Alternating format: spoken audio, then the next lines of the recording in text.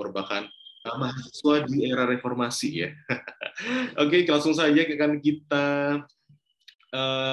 topik yang akan dibahas juga. Mohon maaf, ini berkaitan tentang HRD Talk, kriteria calon pekerja yang pasti lolos rekrutmen di berbagai perusahaan, dan nanti dengan bergabung di webinar kali ini nanti teman-teman akan mengetahui ya bagaimana sih membuat CV yang efektif dan menarik, membuat surat lamaran yang pasti dibaca, dan mendapatkan tips lolos untuk interview kerja. Mungkin sekarang teman-teman yang sudah atau sedang mempersiapkan diri untuk bergabung di sebuah perusahaan impiannya, tips ini sangat menarik pastinya. Oke, langsung saja kita sapa pembicara kita. Selamat pagi, Bapak Herman Heri. Ya, selamat siang, Mas Rifki. Iya, Bapak. Bagaimana kabarnya ini, Pak Herman? Tuhan sehat. Baik semuanya. Alhamdulillah. Suara saya jelas? Suaranya jelas sekali, Bapak. Berarti Bapak sekarang lagi di mana nih, Pak? Di Jakarta atau mungkin lagi di kota lain nih? Saya sedang di set ya. Di tepatnya di Bayung Lincir, Kabupaten Musi Banyuasin, Sumatera Selatan. Oh, lagi ada di Sumatera Selatan. Luar biasa sekali ya. Ini mohon izin juga nih, Pak Heri. Ini saya bacakan kurikulum vitae-nya Pak Herman Heri, di mana Pak Herman Heri ini merupakan lulusan dari jurusan Manajemen Informatika dan Teknik Komputer IST Akper Yogyakarta tahun 1998.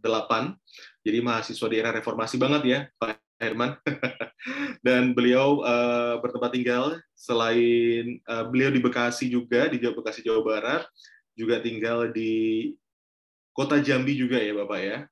Lalu pengalaman pendidikan non-formal beliau yakni pengendalian mutu terpadu, Total Quality Control tahun 95, dan di tahun 2016 ada pelatihan teknik negosiasi hubungan industrial bagi pekerja buruh SPSB, pengusaha dan organisasi di Banjarmasin tahun 2016. Untuk pengalaman kerja Pak Herman Heri ini juga banyak sekali. Ini tahun 1999, sudah berada hingga 2009, bergabung di PT BPK Gunung Mulia, di mana posisi terakhir beliau sebagai koordinator MIS di Jakarta. Lalu tahun 2009 sampai 2012 di PT Prima Multi Arta, posisi terakhirnya sebagai manajer HRD GA Banjarbaru, dan sampai tahun 2018 ya Bapak ya, di PT Batu Anugrah Mineral Resource sebagai Head of Departemen Administrasi, lalu juga hingga dari 2020 sampai sekarang di PT Bintang Sukses Energi, posisinya beliau sebagai Subten HRDGA Musi Banyuasin Sumsel. Wah, sampai sekarang ini. Oke, ini Pak Herman Heri, pastinya pada pagi hari ini akan banyak materi yang akan disampaikan, dan ini pastinya akan bermanfaat untuk teman-teman yang hampir mau lulus atau sekarang sudah lulus, dan juga mungkin teman-teman yang udah lulus lama dan menanti-nantikan ingin bagaimana sih tips ketika kita melakukan interview dan proses rekrutmen. Nah, tapi kalau misalnya kita membahas tantangan mencari pekerjaan di masa-masa sekarang ini, Pak Herman, bagaimana sih Pak Herman pandangan Bapak melihat anak-anak muda sekarang yang selain ada tren wirausaha juga, tapi banyak juga anak-anak muda yang tetap untuk mencari pekerjaan di jalur formal seperti bergabung dengan perusahaan-perusahaan. Bagaimana nih Pak Herman pendapatnya? Ya, baik, terima kasih Mas Rifki. Memang perkembangan zaman ya dengan teknologi. Nah, kalau saya lihat anak muda khususnya dari perguruan tinggi lebih banyak saat ini mencoba mandiri, ya lebih banyak mandiri. Namun tidak tertutup kemungkinan bagi rekan-rekan yang lain itu tetap mencoba menggunakan jalur melamar ke perusahaan maupun ke instansi-instansi ya. Untuk penerimaan PNS juga rata-rata mereka lebih banyak ke swasta dulu, kemudian setelah bergabung dengan swasta, mereka tetap mencoba ke jalur PNS. Seperti itu, Mas Rizky. Nah, iya benar. Jadi kayak kalau anak-anak sekarang tuh kayaknya mengambil kesempatan ya, Pak ya. Kalau misalnya memang ada kesempatan sembari berwirausaha, ya berwirausaha, tapi juga sambil melamar di perusahaan yang diimpikan. Oke, Pak Herman, selanjutnya ini waktu kami persilahkan kepada Pak Herman Heri untuk menyampaikan materinya. Monggo Bapak untuk bisa menyiapkan PPT. Oke. Izin saya share. Baik, Bapak. Sudah terlihat? Masih loading ini, Pak, ya. Ya, baik. Sudah terlihat, Bapak. Selanjutnya kami persilahkan kepada Bapak Herman Heri untuk menyampaikan materinya di pagi hari ini. Oke, terima kasih Mas Rizky. Selamat pagi, Assalamualaikum warahmatullahi wabarakatuh. Salam sejahtera bagi kita semua. Shalom, Om Swastiastu, Namo Buddhaya, salam kebajikan. Seperti yang telah diperkenalkan oleh moderator tadi, Mas Rizky, nama saya Herman Heri, sering dipanggil Herman. Di rumah saya dipanggil akrab dengan Heri, ya. Namun teman-teman saat selama kuliah maupun saat bekerja kadang-kadang saya dipanggil Pak Haha. Pak Haha bukan guru hara ya. Oke, seperti disebutkan saya alumni 98. Saat ini saya masih aktif tergabung menjadi anggota Purna Bakti Satma Barapolda DIY. Saya dari tahun 13. Saat ini saya bekerja di PT Bintang Sukses Energi, menjadi kontraktor dari PT MAL, ya, di mana satu grup dengan Sinarmas. Ya. Letak posisi kami ada di Banyuwangi, Kabupaten Musi Banyuasin, Sumatera Selatan. Kebetulan saya saat ini Superintendent Departemen HRGA. Yang mungkin Superintendent istilah baru ya, kalau belum tahu tambang. Superintendent itu jabatan di atas supervisor, ya, jadi membawa supervisor atau lebih dikenal dengan kepala departemen. Oke, pagi ini saya akan berbagi pengalaman ya, mungkin bisa disebut sedikit bocoran ya dari apa yang saya lakukan sebagai HR. Kebetulan saya sudah menggeluti dunia HR 10 tahun lebih. Awalnya juga saya tidak punya bayangan kalau tiba-tiba bisa terjun ke dunia HR. Tapi ternyata enak juga, ada seninya di dunia HR. Oke, baik. Mungkin kita langsung saja, karena waktu saya singkat ya Mas Rizky ya. Saya dikasih waktu berapa menit nih? 15, 10? 15-20 menit, Bapak. Oh, 15-20 menit ya, oke. Saya pasang itu ya, saya ngeri. 9:30, ya. Monggo Bapak. Saya kalau sudah ngomong, keterusan nih. Kalau di reminder saya, kalau sudah 10 menit, 15 menit, 15 menit, 10 menit boleh? Iya, baik Pak Herman. Langsung ke topik, ya. Topiknya kriteria calon pekerja pasti lolos rekrutmen. Rekrutmen di sini adalah penerimaan baru. Rekrutmen karyawan, berarti rekrutmen penerimaan karyawan baru. Ya, kita langsung sebentar. Oke, persiapan, ya, persiapan melamar pekerjaan. Pas yang umum ini yang teman-teman atau adik-adik sekalian siapkan ya. Saya urutkan dari yang prioritas, ya, seperti CV atau daftar riwayat hidup itu paling prioritas diperhatikan. Kemudian berikutnya surat lamaran, terus foto dan yang lainnya lampiran. Ya, ini tolong disiapkan juga, baik itu untuk hard copy maupun soft copy jika menggunakan email ya. Oke, saya lebih menitik beratkan ke CV. Kenapa CV? Ya, karena ini. Nah, ini contoh CV yang dahulu saya waktu lulus mungkin masih sebagian menggunakan ini ya, tulis tangan. Berikutnya berkembang, ada form yang sudah dijual bebas nih. Biasanya tukang fotokopi ada, daftar riwayat hidup. Nah, berkembang lagi sebaiknya. Jadi karena kita sudah ada teknologi, gunakan yang menggunakan komputer lah paling tidak. Ya seperti ini. Nah sekarang, nah ini 3 tahun atau 4 tahun lalu, dan saat ini CV sudah berbentuk seperti ini. Kalau saya lihat, ya, anak-anak muda lebih kreatif. Tentunya dengan CV model ini akan lebih menarik, ya, sehingga HR atau staf HR itu akan melihat, ya. Oke, ya, seperti ini. Ini contoh CV. Ini untuk yang belum punya pengalaman, ya. Silahkan berkreasi atau letaknya, tapi paling tidak dalam CV itu ada nama, kemudian di bawah nama atau mendekati nama bidang apa yang kita kuasai, ya, tentunya disesuaikan lowongan atau posisi yang dicari. Ya, seperti ini Amelia, dia content writer. Ya, content writer dia sebenarnya baru lulus fresh graduate. Ya. Nah, di sini disebutkan di kolom ini ada nomor telepon, silahkan. Keahliannya boleh munculkan di sini. Bahasa apa yang bisa dikuasai, nah, sedikit profil, gambaran tentang diri dia fresh graduate. Ya. Terus karena belum ada pengalaman kerja, silahkan cantumkan pengalaman organisasi. Nah, pengalaman organisasi ini penting, ya. Jadi untuk adik-adik mahasiswa yang saat ini masih belum bergabung ke organisasi, silakan ikut UKM-UKM yang ada di kampus. Ya, karena itu menjadi apa? Modal kita. Ya, modal kita pada saat kita terjun ke dunia luar. Kalau yang sudah bekerja masih enak, bisa cantumkan pengalaman kerjanya. Tapi kalau belum, jangan sampai kosong. Ya. Kemudian adalah pendidikan. Pendidikan paling tidak dari SMA sampai pendidikan terakhir. Ya, pendidikan boleh juga pendidikan formal dan informal. Entah teman-teman kursus atau dapat sertifikasi tertentu ya. Seperti kalau utama ada sertifikasi POP, ada POM, ya SMKP. Nah, seperti itu dicantumkan di CV. Oke, ini contoh untuk pengalaman CV yang sudah bekerja. Jadi ada tambahan di sini pengalamannya disebutkan. Jadi kalau sudah ada pengalaman organisasi boleh dibikin perkecil, ya boleh ditambahkan juga, ya untuk memperkuat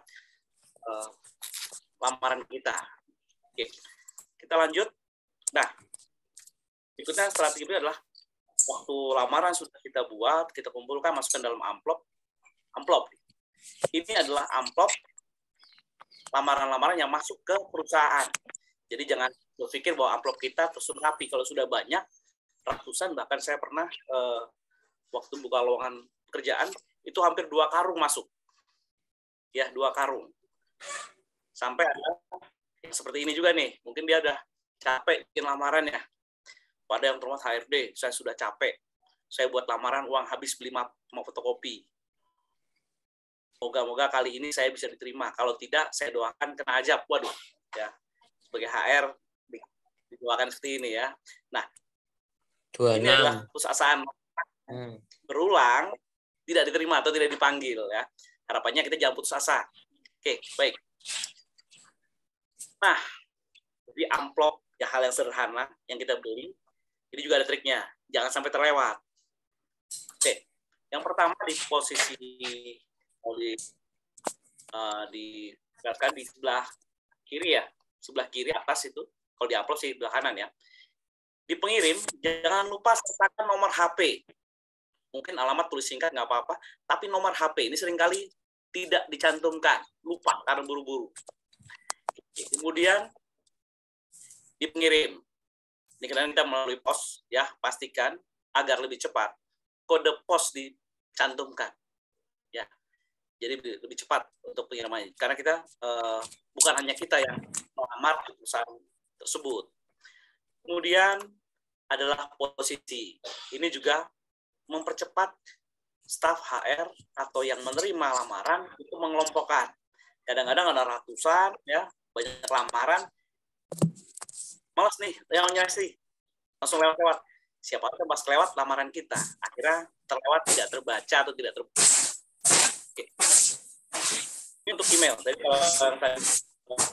bagaimana dengan yang soft copy? Soft copy kalau di email, teman-teman sudah punya email ya. Biasanya kalau di email itu yang muncul pertama adalah subjek. Kemudian pengirimnya siapa. Nah, seringkali kita nggak punya email, kita minta tolong adik, minta tolong kakak, untuk lamaran kita tolong dikirimkan. Nggak apa-apa juga. Nah, di subjek, ya di subjek tulis lamarannya posisinya apa. Kemudian garis miring nama kita. Sehingga waktu ya mencari, ya itu ada, saya mau cari yang lamarannya penting apa nih? Lamarannya produksi. Apa? Silahkan. Ya, boleh pos yang dituju, kemudian namanya, kemudian juga boleh cantumkan jurusan, lulusan dari mana gitu ya, atau jurusannya apa, seperti itu. Untuk isinya silakan baca ya, di Google banyak ya, belajar di sana. Singkat saja kalau lamaran. Ya saya tidak akan bahas lamarannya ya, karena waktunya nggak cukup nanti Mas Rizky. Oke, kita lanjut. Nah, kita masuk ke proses rekrutmen. Apa sih yang terjadi dalam proses rekrutmen? Pertama adalah panggilan. harapannya dengan tadi kita amplop sudah sintak yang benar, kemudian CV kita menarik, dipanggil. Ya, lamaran kita menjadi bagian yang akan dipanggil. Saat dipanggil, siapkan waktu. Kalau bisa cari tempatnya di mana, kesannya bagaimana. Setengah jam sebelumnya kita sudah ada di tempat panggilan. Oke. Kemudian saat panggilan kita dokumen asli. Akan dicek keasliannya, kelengkapan dokumennya ada nggak, sama nggak. Jangan sampai saat sudah dipanggil, alasan kita, Pak, ijazah saya hanya ada fotokopi, aslinya hilang. Ya, itu akan dicurigai, karena seringkali kalau saya di lapangan, itu seringkali dokumen aspal, ya, asli kelihatannya tapi palsu. Ya, kebetulan saya punya pengalaman, dan sehingga saya bisa mendetek mana yang palsu dan mana yang tidak. Jadi saya akan scan dan akan saya zoom. Akan terlihat di sana yang tempelan dan yang asli. Oke, kemudian tahap berikutnya tes interview atau wawancara, keempat tes psikotes, tes praktek, dan MCU. Biasanya poin 3, 4, 5 ini bisa dibolak-balik tergantung HR-nya ya. Kadang-kadang psikotes dulu, kemudian praktek dulu. Ya. Psikotes nggak usah takut ya. Bisa untuk psikotes bisa latihan, nah di Google banyak. Ya, karena kalau kita seling berlatih, tentunya kita makin mudah. Karena kalau psikotes itu kecuali IQ ya. Kalau IQ memang sudah dasar kemampuan berpikir kita, yang lain adalah terkait bakat, ya, bakat kita. Sehingga kalau bakat itu nggak bisa dibohongi. Jawaban semuanya benar. Tergantung kita bakatnya kemana nih. Tipe kita seperti apa sih? Nah, itu tidak bisa ya, nggak bisa dihafal juga. Tapi paling tidak waktu kita mengerjakan, biar kita tidak terlalu banyak mikir. Oke. Kemudian tes praktek tentunya sesuai dengan kemampuan kita. Kita harus berapa admin. Tentunya harus bisa Office, Microsoft Office saat ini sudah ada. Ya. Sekali saya ngelamar sebagai admin, waktu dites Word, Excel, waduh, sama orang anak SMA masih kalah. Ya. Oke. Kemudian kalau MCU ya juga kesehatan. Ya, MCU. Insya Allah kalau kita sehat, hidup kita sehat, hasilnya baik. Ya. Oke.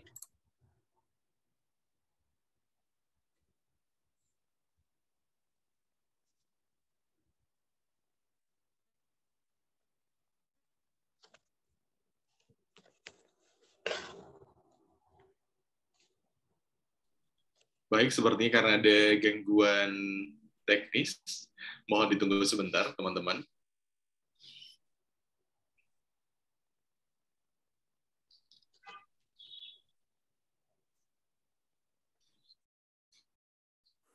Ya, sudah terkoneksi lagi? Sudah, Bapak, sudah terlihat juga. Lanjut. Oke, jadi yang perlu disiapkan saat interview adalah siapkan fisik dan siapkan mental. Ya, fisik apa? Diri kita. Apa sih fisik itu? Oke. Sebelum tes interview, lakukan tidur yang cukup. Jangan bergadang. Karena deg-degan, mikirin besok tesnya apa, pertanyaan apa, belajar tengah malam. Jangan. Ya, kemudian sarapan dan makan. Sehingga pagi hari berangkat, jangan sampai pas sampai tempat tes, kita malah perut kita bunyi, keroncongan. Ya kan? Oke, kemudian bawa obat jika dalam kondisi sakit. Berpakaian rapi dan sopan sudah pasti. Ya. Rambut rapi, sepatu alas kaki bersih, dan terakhir bau badan. Nah, ini BB ini kadang-kadang nggak jadi perhatian ya. Tapi kita lihat seperti apa sih. Oke, saya akan difokus ke berpakaian rapi dan sopan, hal sederhana yang kadang terabaikan. Nah, seperti ini mungkin bisa dilihat untuk yang bisnis formal ini sebaiknya seperti ini. Yang kedua juga disesuaikan. Yang bisnis seperti biasa, yang nomor 2, ya. Yang nomor 3 tidak saya sarankan menggunakan kaos, ya, meskipun itu berkerah, jangan lakukan. Ya, ataupun kaos oblong. Yang nomor 4 ini mungkin bisa, tapi untuk posisi-posisi tertentu ya, dan karakter perusahaan misalnya di koran ya, percetakan silahkan, karena dia bidangnya berbeda nih. Yang ke-5 ini juga jangan kasual ya, baju dikeluarkan pakai kaos, pakai celana jeans. Ya mungkin kalau celana jeans sekarang sudah umum ya, tapi saya sarankan untuk gunakan celana jeans gelap ya, jangan terang. Oke, contoh ini 1, 2, 3, 4 ada 4 gambar, orangnya sama. Nomor 1 dengan nomor 2. Yang kurang, apa sih nomor 1 yang kurang? Ya, mungkin rambutnya. Ya, perhatikan, ini orang yang sama, nomor 1 dan nomor 3 orang yang sama. Ya, lebih ganteng yang nomor 3 kan? Orangnya sama. Ya, Mau pakai jas juga boleh. Oke. Yang nomor 2, itu sama dengan nomor 4. Lihat nomor 4 kan? Ya, pakailah dasi. Ya, dasi nggak mahal juga, bukan hanya bos-bos yang harus beli dasi 25.000 sekarang sudah ada. Yang penting penampilan kita menjadi lebih meyakinkan. Oke. Nah, ini yang kurang juga kadang-kadang sudah pakai baju rapi, ya kan, pakai kemeja, sabuknya nggak pakai. Nah, pakai dasi juga begitu. Pakai dasi kalau bisa jangan kepanjangan, melewati jauh ke di bawah sabuk atau di atas sabuk, jadi cuma dipuser, ya. Nah, kalau bisa nomor 3 ini. Oke, nah seperti ini kan lebih elegan nih buat yang muda-muda nih, yang fresh graduate ya. Oke, untuk yang wanita, ya seperti ini. Nah, saya nggak komen kalau wanita nih. Jangan gunakan, nah ini pantangan, saya nggak tahu pantangan gimana, memang saya sendiri waktu melihat pelamar yang menggunakan baju warna merah, kuning atau orange, saya langsung ilfeel. Ya itu perasaan, dan saya tanya beberapa teman juga begitu. Ya pertemuan HR untuk pelamar yang menggunakan baju merah, kuning atau orange mencolok itu kesannya adalah provokatif. Ya, tidak saya sarankan ya untuk 3 warna.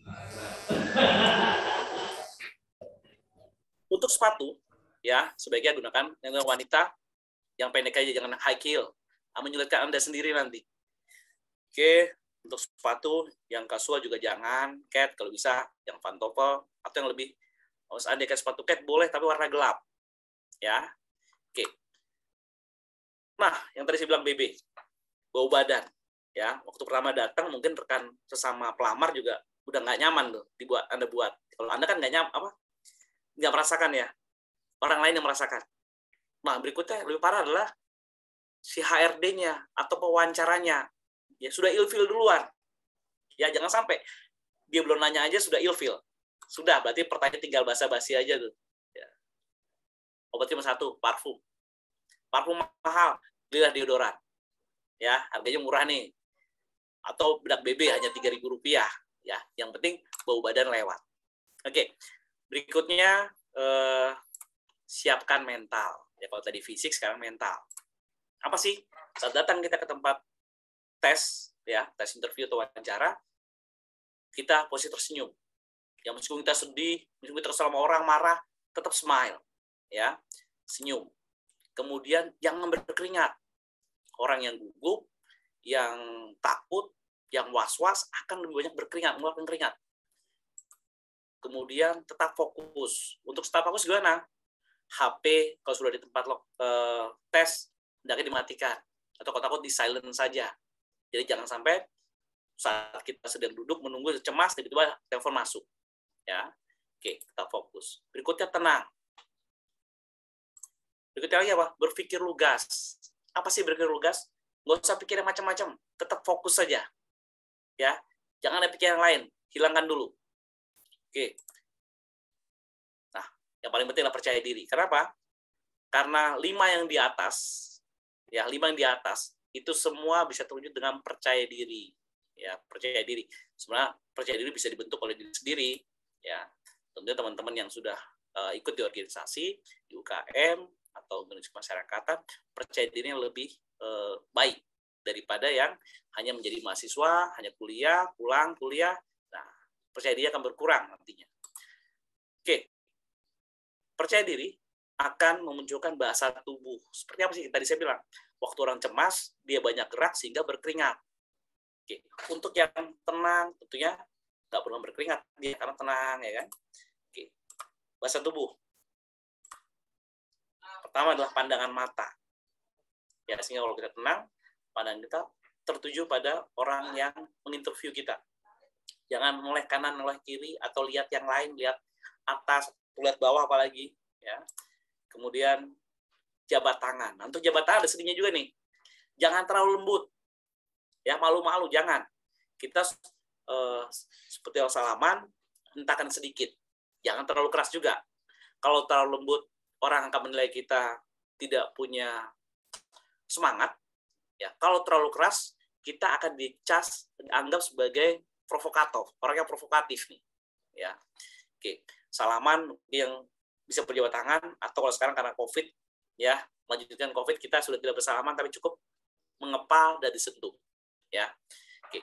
Yang ketiga, cara duduk. Ya, ini kadang-kadang tidak diperhatikan.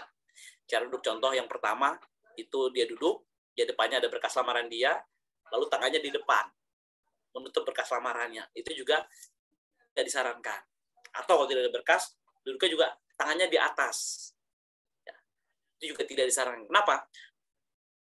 Suka tidak suka, pasti kita ada sedikit rasa cemas, rasa was-was. Apalagi kalau pewawancara depan kita, dia belum ngomong, kita di depannya, dan dia lama ngomongnya, kita makin was-was. Ya. Sehingga pasti tangan kita, entah jempol, ya, akan bergerak-gerak. Sehingga kecemasan akan terlihat ya oleh si pewawancara. Oke, sebaiknya seperti apa duduknya? Seperti ini, jadi jangan bersandar, tangan di bawah, ya di atas paha. Ya, ini yang sebaiknya. Jadi kita lebih leluasa. Seperti ini. Oke. Kita masuk ke pertanyaan interview. Waktu masih 10 menit, Mas Rifki? Masih, Pak, lanjutkan saja. Ya. Mas Rifki. Baik. Pertanyaan interview. Nah, ini yang paling penting. Ya, ada berapa clue.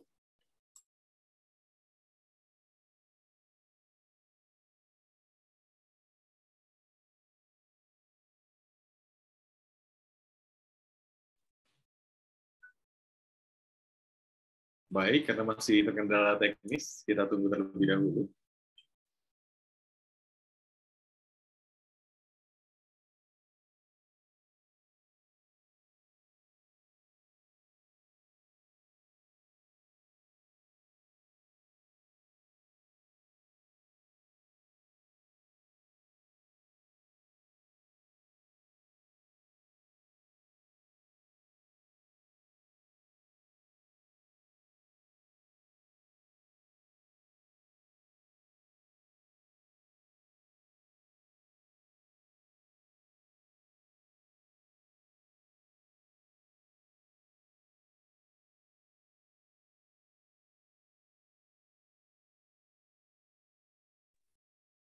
Ya, Mas Rifki. Sudah koneksi lagi? Sudah, Bapak. Share screen-nya masih belum, tapi. Ya, saya mohon maaf ya, karena saya berada di remote area, ya, kami tidak menggunakan telepon lain, jadi kita menggunakan parabola, sehingga koneksi tidak stabil. Oke, baik. Yang pertama, biasanya HR akan bertanya, perkenalkan diri Anda. Ya, silakan beri salam, selamat pagi. Ya, Assalamualaikum. Kemudian ceritakan singkat tentang pribadi, data diri. Ya, yang berkaitan dengan kerjaan dilamar. Nah, untuk menyampaikan tentang pribadi, kan sudah ada CV kita yang kita kasih. Tidak usah semua dibaca. Ya, jangan terlalu detail, nggak usah. Jadi bertele-tele, ya. Dia sudah, si HR itu hanya akan melihat bagaimana kita berkomunikasi, bagaimana kita menyampaikan informasi tentang diri kita. Ya, poinnya di situ. Nah, kesempatan ini kita gunakan untuk apa? Selain kita menyampaikan cara kita berkomunikasi, kita sampaikan kemampuan kita apa sih, kelebihan kita apa sih, ya. Untuk yang sudah punya pekerjaan, pernah bekerja tempat lain, silakan sampaikan keahliannya apa. Untuk yang belum bekerja, yang baru fresh graduate, ya sampaikan motivasimu sini, sifat kamu apa. Misal, saya siap bekerja keras, Pak, dan bertanggung jawab demi kemajuan perusahaan. Jika dibutuhkan waktu lebih, saya siap bekerja lembur. Ya, yang penting pekerjaan dapat terselesaikan. Saya siap membantu. Seperti itu. Oke. Jadi hindari penyampaian data pribadi yang terlalu bertele-tele.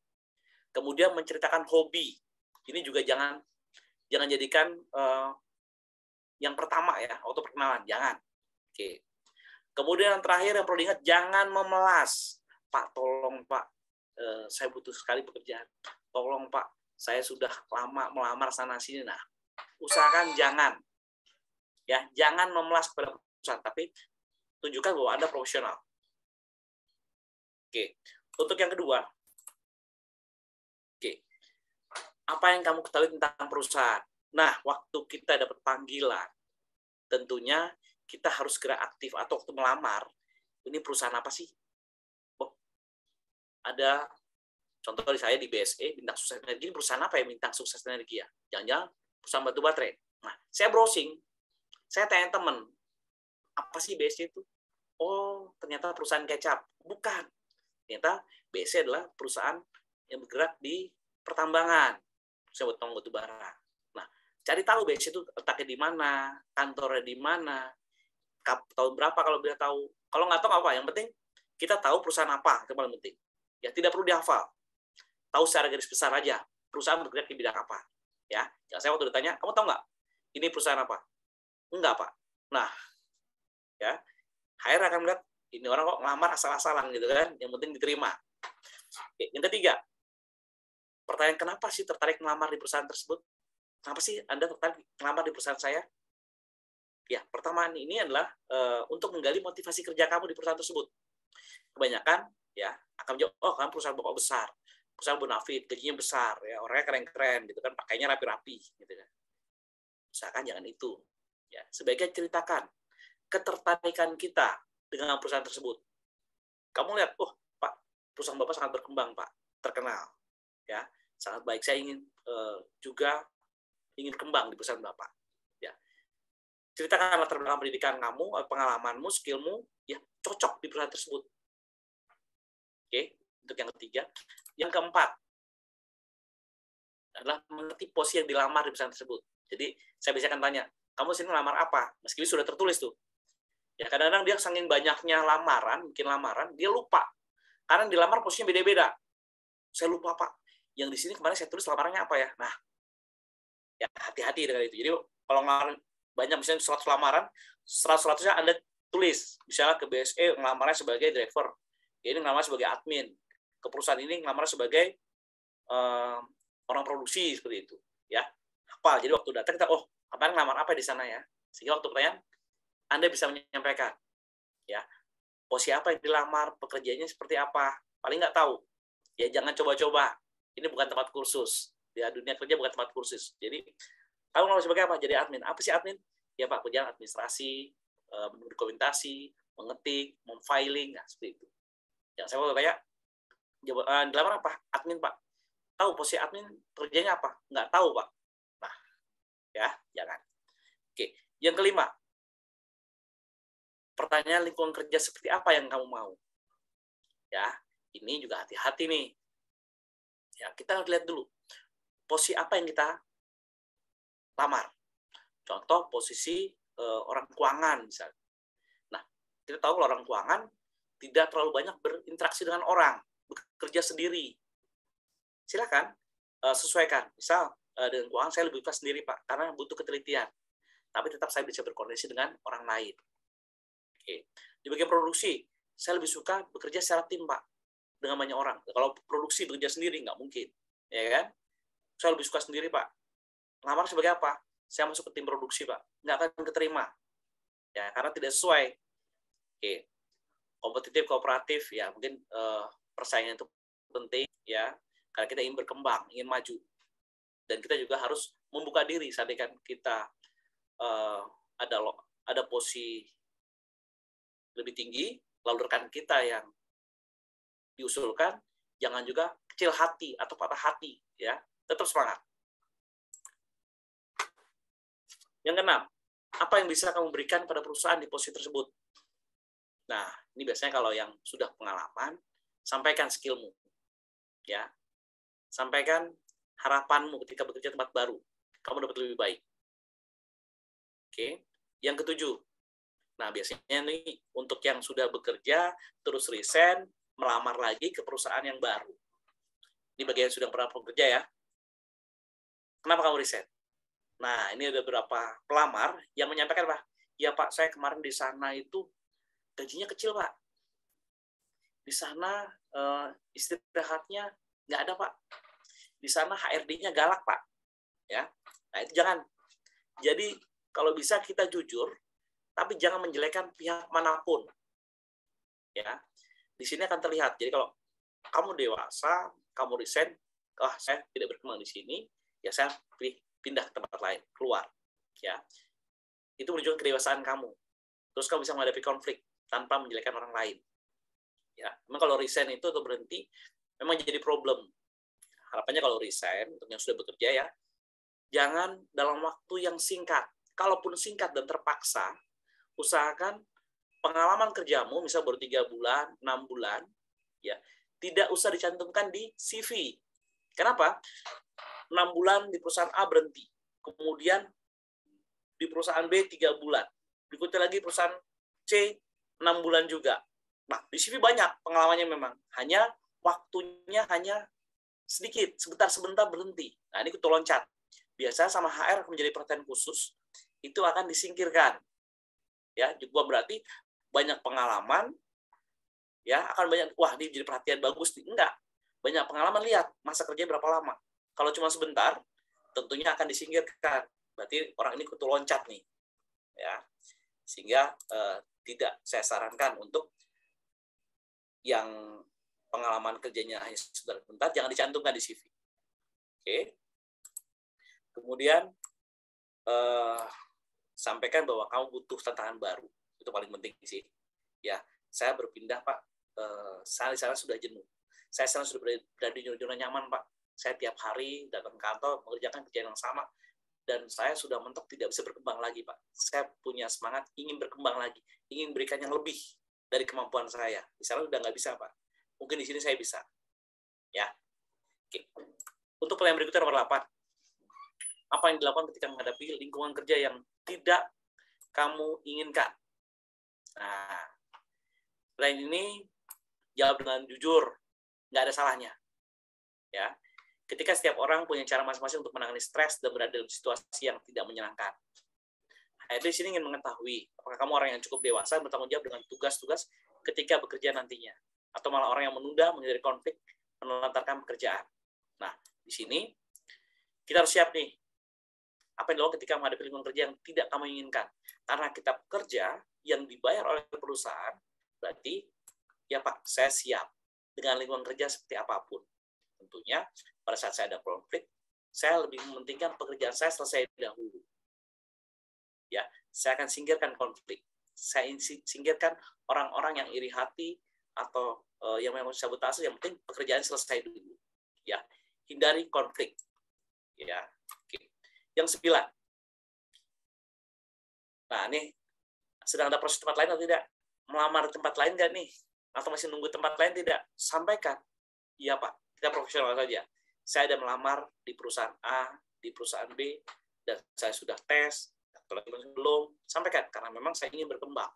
Mana yang lebih dulu memanggil saya akan terima lebih dahulu. Ya, saya tidak akan milih. Ya, tapi mana yang lebih dahulu, saya akan terima. Ya, seperti itu. Jadi jangan sampai mengatakan, ya Pak, saya lamar juga di perusahaan A. Nanti kalau perusahaan Bapak menerima, A menerima, ya saya akan pilih A, Pak. Ya, jangan jadikan perusahaan yang sedang kamu lakukan interview menjadi cadangan. Oke, berikutnya. Nah, ini berapa gaji yang kamu harapkan? Berapa gaji kamu di perusahaan sebelumnya? Sorry. Ini ntar kelanjutannya adalah berapa sih gaji yang kamu inginkan? Seperti itu. Jadi, silahkan, ya, berapa HR memang kadang-kadang dia ingin survei, berapa sih di perusahaan sebelumnya. Ya, bahkan ada yang meminta slip gaji. Ya, slip gaji diminta. Berapa di sana? Oh, segini. Sehingga dia waktu menyampaikan bahwa ini orangnya bagus, qualified, gaji mintanya kemahalan nih. Ya kan? Tapi dia akan menyampaikan ke atasannya, Pak, ini orangnya bagus. Hanya saja gaji sebelumnya segini, Pak. Kalau kita tawarkan jauh di bawah itu, mungkin yang bersangkutan tidak mau. Ya, untungnya di situ kalau kita menyampaikan gaji kita. Kalau untuk yang baru, gimana kita tentuin gaji? Sebaiknya jangan bicara nominal kalau yang baru. Ya, tapi juga jangan konyol. Sampaikan range. Misalnya, Pak, saya digaji berapa aja. Itu menunjukkan kita tidak profesional. Ya, jangan pernah bicara, siapa saya digaji berapa aja mau, Pak. Jangan. Ya, sebaiknya kita cari tahu dulu. Bisa di daerah seperti saya di Sumatera Selatan, di Banyuasin, kabupaten, itu berbeda dengan kabupaten yang lain yang ada di Sumatera Selatan juga. UMR-nya berapa? Oh, di sini hanya 32. Disampaikan. Ya, mungkin di atas 32, Pak, atau 3,5 naikin kalau kita sarjana, 32 yang paling bawah tuh. Ya, naik ini boleh 4 juta, Pak, 5 juta. Di range itu, Pak, di atas 4 juta. Saya masih siap, Pak. Sudah dengan kebetulan saya masih single, gitu kan. Nah, untuk Jakarta, ya beda lagi. Untuk di Jogja, beda lagi. cari tahu tentang UMR atau UMP yang berlaku di daerahmu. Oke. Berikutnya, untuk menanyakan, apakah ada pertanyaan? Nah, biasanya kalau sudah mendengar pertanyaan ini, biasanya sesi interview sudah mau berakhir tuh, udah habis tuh. Ya, mungkin masih pertanyaan yang lain, tapi kalau sudah pertanyaannya, apa ada pertanyaan? Silakan kamu bertanya, ya, tentang posisimu, keingintahuanmu tentang pekerjaanmu seperti apa, Pak? Untuk di posisi yang akan ini, pekerjaan seperti apa, Pak? Kalau saya boleh tahu. Ya. Tadi, tahun ke depan seperti apa, Pak? Nah, ya itu pertanyaan yang bisa kita sampaikan ke HR atau yang menginterview kita. Oke. Nah, ini juga sedikit catatan saya, 9 alasan kamu tidak dipanggil interview untuk yang kedua kalinya atau tidak lanjut proses berikutnya. Yang pertama, datang terlambat pada panggilan pertama atau interview pertama. Yang kedua, menulis CV tidak sesuai dengan kenyataan. Ya, juga lamaran. Kalau lamaran kerja sudah lama karena kita sudah bulan ini bikin banyak gitu kan. Terus lupa dikirim, ternyata bulan depan, bulan berikutnya ada lagi kirim lamaran yang sama, jangan. Kalau bisa tanggalnya juga update, ya. Kemudian ketiga, melampirkan dokumen atau sertifikat aspal. Jangan sekali-sekali gunakan dokumen yang aspal, sayang, ya. Yang keempat, tidak persiapan saat interview. Seperti tadi saya bilang, waktu datang ke tempat lokasi interview ke perusahaan, nyari-nyari sehingga terlambat. Oke. Kemudian yang kelima, tidak sesuai dengan kultur perusahaan. Nah, ini terkait dengan waktu datang menggunakan baju yang kasual misalnya, kaos. Padahal perusahaan sana rapi. Waktu datang pakai jas. Padahal di kantor tersebut tidak ada karyawan pakai jas. Aneh jadinya kita. Kita datang pakai jas, masuk kantor, nah orang kantor malah ngeliatin kita. Ini siapa gitu kan, sales dari mana gitu. Padahal kita pakai jas, malah dikira sales lagi. Oke.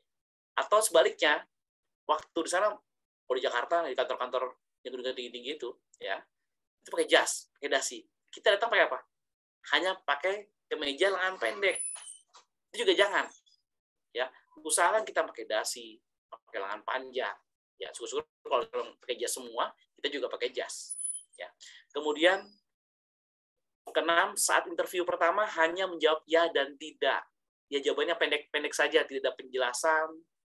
Ya, seadanya saja. Nah, itu juga akan menjadi catatan. Yang ketujuh, tidak mengirim pesan atau mengucapkan terima kasih telah diundang interview. Sampaikan pada saat itu pertama, sudah selesai, ya Pak, terima kasih banyak atas kesempatan yang diberikan. Atau waktu di SMS, atau di WA, sampaikan juga, makasih Pak, saya akan hadir, saya interview. Atau kalau karena interview berbarengan, silakan WA, ya, yang mengirimkan pesan. Yang kedelapan, terlalu agresif. Apa sih maksudnya agresif? Jadi baru datang hari ini, tes, pulang, sore sampai rumah dan nanya, Pak, kapan ya hasilnya? Belum, baru tes tadi pagi. Besoknya nanya lagi, 2 hari lagi nanya lagi, 3 hari lagi nanya lagi. Lama-lama yang ditelepon akan mencoret diri Anda. Ini orang kenapa sih? Kok nanya-nanya terus?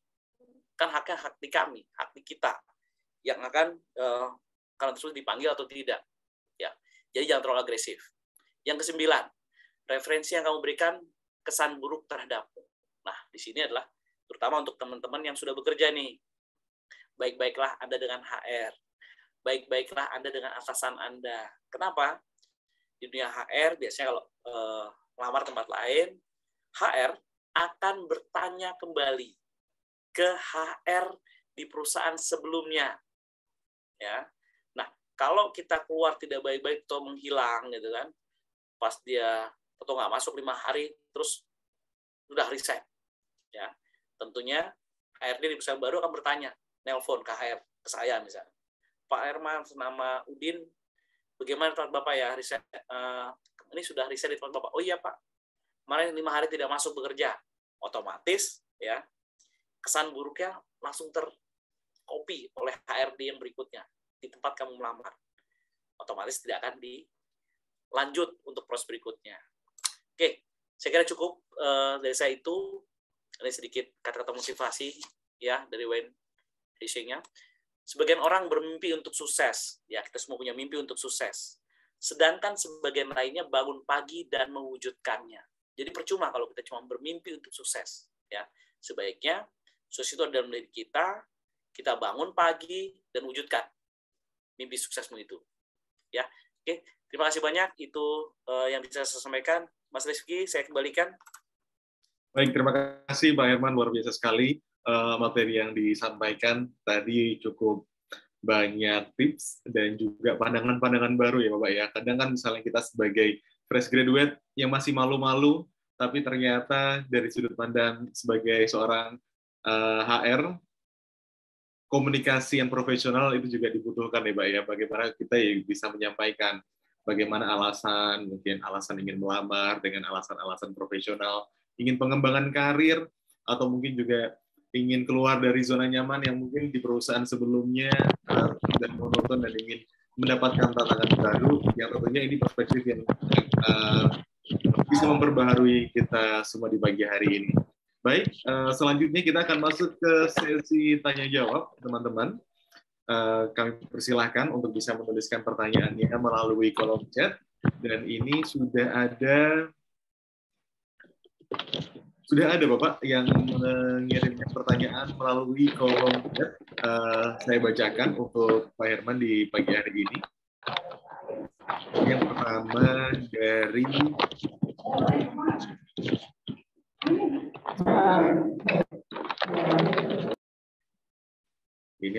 dari Sugianto, Kalimantan Selatan. Selamat siang Pak Herman. Izin bertanya Bapak, dalam situasi saat ini, pandemi COVID-19, banyak perusahaan yang menggunakan media online interview untuk proses rekrutmen. Mohon dibantu kisi-kisi untuk tetap meyakinkan interviewer. Terima kasih. Nah, monggo Bapak, mungkin bisa diberi tanggapannya. Baik, ya. Untuk yang interview secara online, saya juga sempat melakukan interview secara online. Jadi pertama, karena gini, si orang yang interview atau HR itu pertama butuh kejujuran, ya. Siapkan diri kita pada tempat yang benar-benar kita interview itu tidak ada orang lain, ya, entah dalam ruangan, entah di luar, ya, sendiri. Jangan ada orang lain atau rekan kita. Ya, kemudian berpakaian meskipun kita interview di rumah kita, layaknya orang yang melamar kerja, kita berpakaian rapi, ya, tetap penampilan dijaga. Kesan pertama lihat dari mata, ya, baru masuk ke hati, ya, gitu Mas ya. Kemudian yang tidak kalah penting adalah koneksi internet. Koneksi internet. Anda cari tempat yang benar-benar koneksinya baik, jangan terputus. Kadang-kadang si orang yang interview atau HR ini kadang-kadang sudah kesel duluan. Kenapa? Waktu dia interview baru 5 menit terputus. Kemudian lanjut lagi, terputus lagi. Atau kadang-kadang nggak dengar, Pak, nanya apa tadi Pak? Itu membuat kesel karena si HR ini juga manusia. Dia punya rasa kesel dan banyak orang yang diinterview bukan cuma satu orang. Sehingga dia akan memutuskan bahwa orang tersebut, oke Mas, baik karena visual bagus, nanti Mas cari tempat lain lagi, ya kita akan lakukan interview ulang. Nah, itu sebenarnya kalimat klise, ya. Si HR sudah nyatet orang ini nggak usah diperpanjang, ya. Jadi kita ada persiapan. Itu Mas Rifki. Baik, terima kasih Pak Herman. Jadi tadi ya Pak ya, persiapan kalau misalnya zaman online sekarang ya, koneksi, lokasi juga, mungkin teman-teman yang berada di kota besar yang dekat fasilitasnya untuk memadai ya bisa dipersiapkan. Jika tidak bisa di rumah, ya mungkin bisa di kafe ataupun mungkin tempat-tempat yang menyediakan kita untuk bisa berpresentasi seperti itu ya Bapak ya.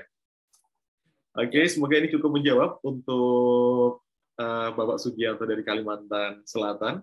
Selanjutnya ini ada pertanyaan dari Irma Reskiani. Selamat pagi Pak Herman dan teman-teman semua. Terima kasih atas pemaparan webinarnya pada pagi hari ini, sangat menambah wawasan. Sebelumnya perkenalkan, saya Irma Reskiani, mahasiswi IST Aprin. Saya izin bertanya Bapak, jika sebagai fresh graduate, bagaimana cara kita mengatasi blank di tengah-tengah menjawab pertanyaan dari HRD? Dan apa sih Pak tips dari Bapak untuk kita tidak gugup pada saat sedang interview online maupun offline? Terima kasih.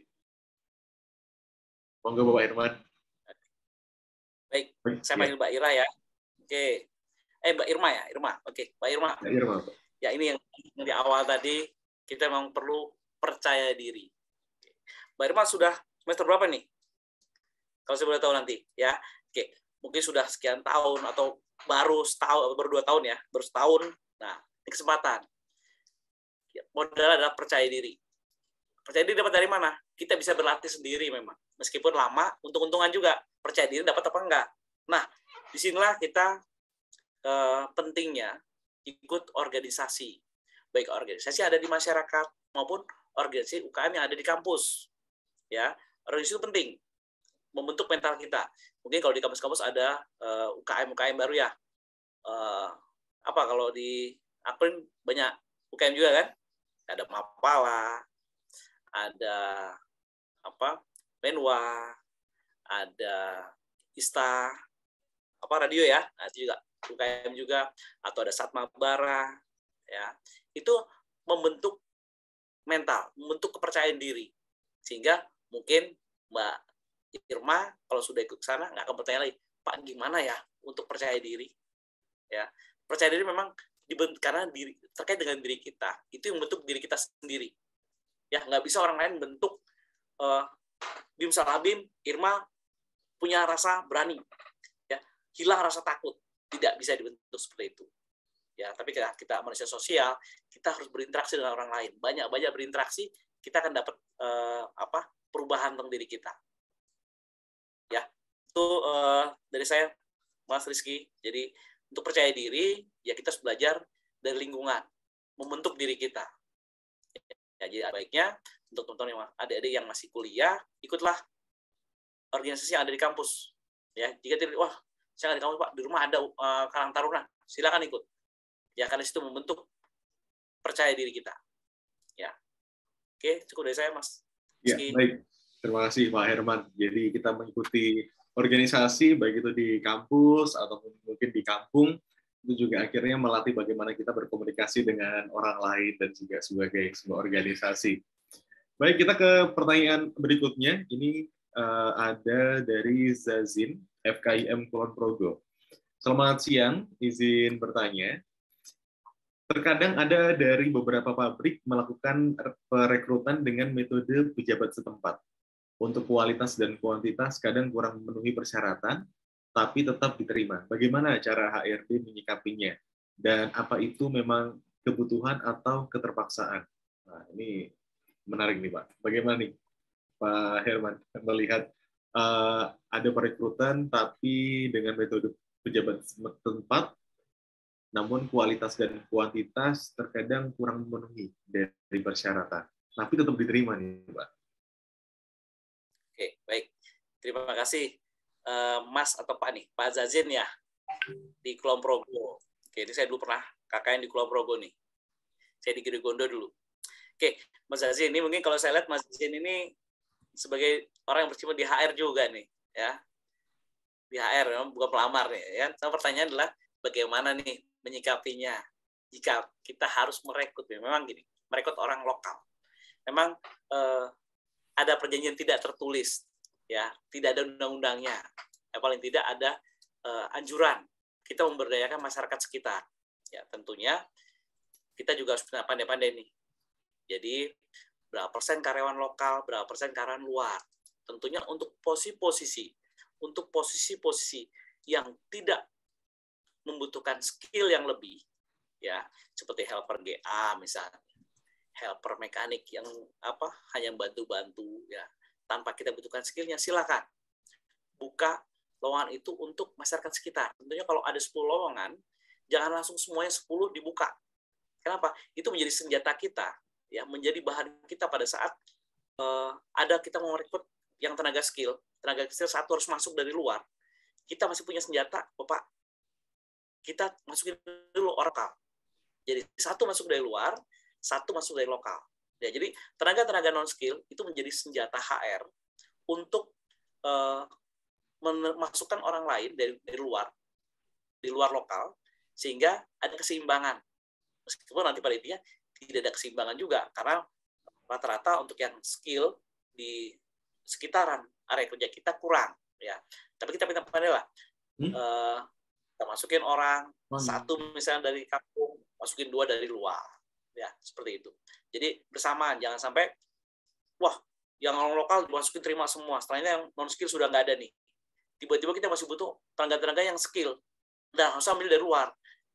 Terima langsung dari Jogja, dari Semarang, dari Jakarta, dari Bandung. Nah, terlihat sekali dalam 1 bulan misalnya orang luar yang masuk. Nah, pasti masyarakat sekitar ngeliat, wah, orang luar semua yang masuk. Orang lokal diabaikan, padahal tidak. Kita melihat adalah tenaga-tenaga yang skill yang di lingkungan sekitar perusahaan tidak ada. Ya, itu ya Mas. Siapa tadi namanya? Zazi ya? Mas Zazin, iya Pak, dari Kulon Progo. Baik, terima kasih Pak Herman untuk tanggapan dan jawabannya. Semoga menjawab ya Pak Zazin. Ini memang menarik sekali. Tadi bahkan Pak Herman menebak apakah Pak Zazin ini juga praktisi HR juga. Oke, kita ke pertanyaan terakhir Pak Herman dan teman-teman pada webinar kali ini. Ini ada pertanyaan dari Aditya dari STIE YKPN.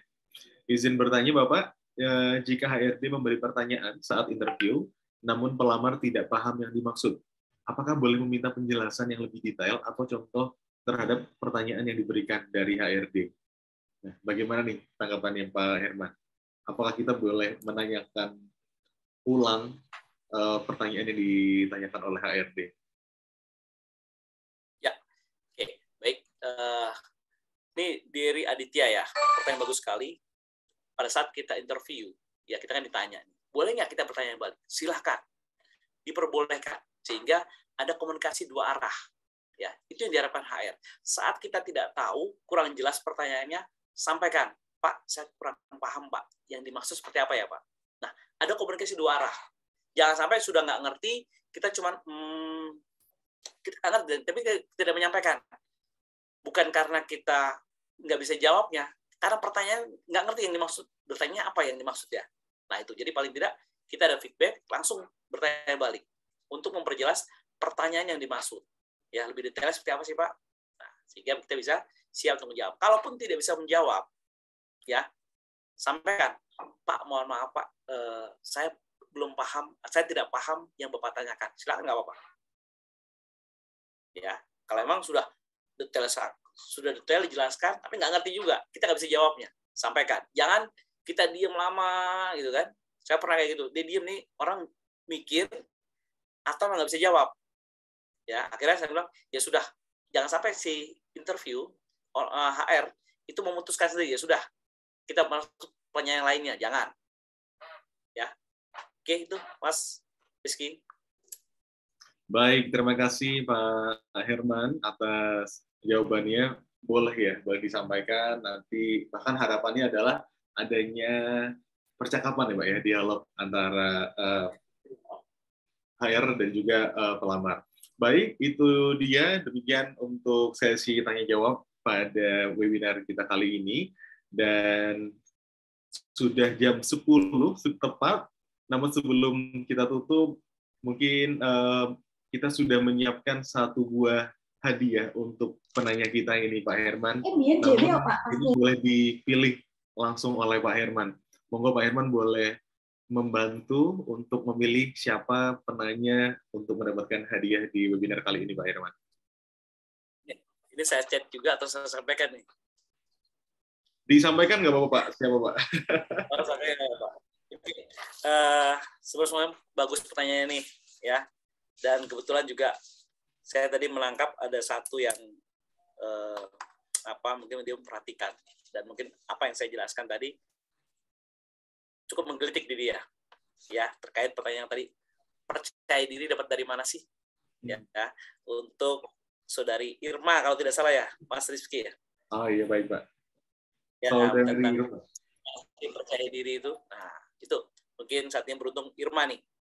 Baik Pak Herman, Irma Reskiani. Iya, tadi bertanya karena sebagai fresh graduate bagaimana mengatasi blank dan percaya diri supaya tidak gugup. Ya, selamat untuk Mbak Irma Reski terpilih sebagai pemenang door prize pada webinar kali ini. Baik Pak Herman, sebelum kita tutup,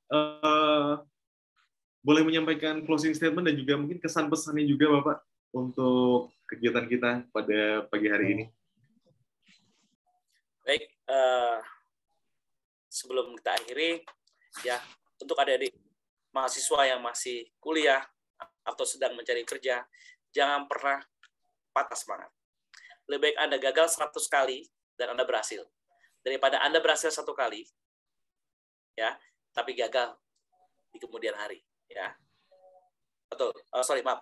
Jadi Anda lebih gagal 100 kali dan Anda berhasil. Daripada Anda berhasil tanpa kegagalan. Ya. Jadi belajarlah dari kegagalan. Jadi waktu kita ngelamar tidak diterima, lamar lagi, jangan putus asa.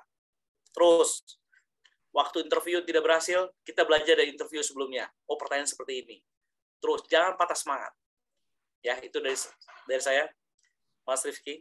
Baik, terima kasih Pak Herman, luar biasa sekali. Jangan patah semangat, belajar dari kegagalan, gagal sekali, lanjutkan lagi sampai kita mendapatkan apa yang dicita-citakan. Dan terima kasih kepada Bapak Herman Heri yang telah menyampaikan materinya yang luar biasa sekali.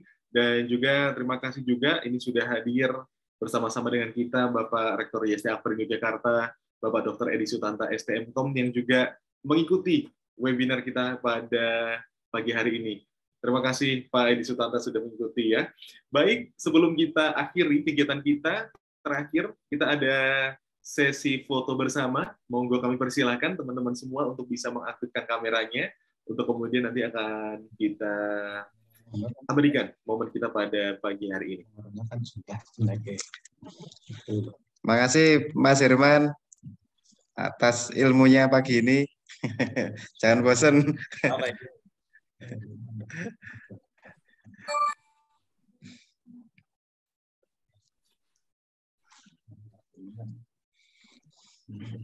Mas Herman, kapan ke kampus? Luring, Mas Herman. Iya. Masih udah menyetak off.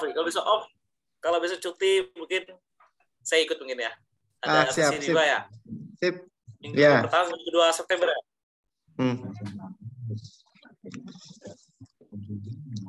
Baik, silakan teman-teman semua bisa mengaktifkan kameranya.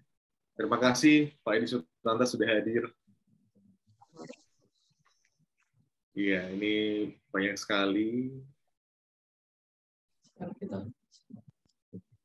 Saya izin rapikan terlebih dahulu ini yang sudah bergabung.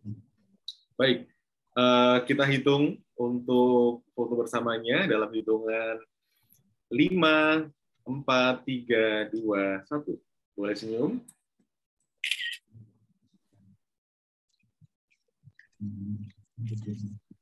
Oke. Satu kali lagi. 3, 2, 1.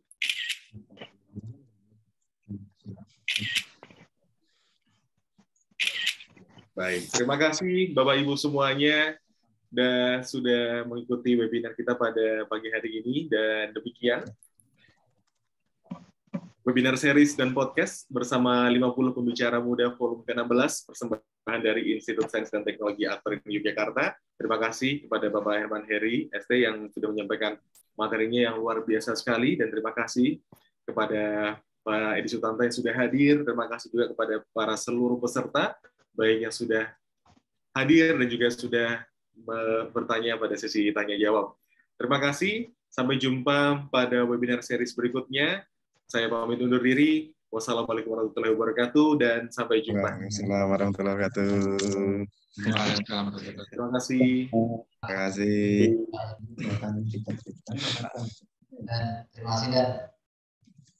Terima kasih Pak Sugianto.